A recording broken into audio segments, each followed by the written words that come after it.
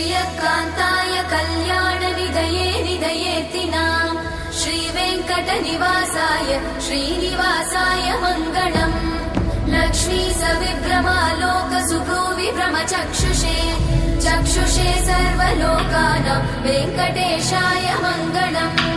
श्रीवेङ्कटाद्रिशृङ्गाग्रमङ्गलाभरणाङ्गये मङ्गलानां निवासाय श्रीनिवासाय मङ्गलम् सर्वावयव सौन्दर्य सम्पदा सर्वचेतसां सदा सम्मोहनायास्तु वेङ्कटेशाय मङ्गलम् नित्याय निरवध्याय सत्यानन्दचिदात्मने सर्वान्तरात्मने श्रीमन् वेङ्कटेशाय मङ्गलम् स्वतः सर्वविदे सर्वशक्तये सर्वशेषिणे सुलभाय सुशीलाय वेङ्कटेशाय मङ्गलम्।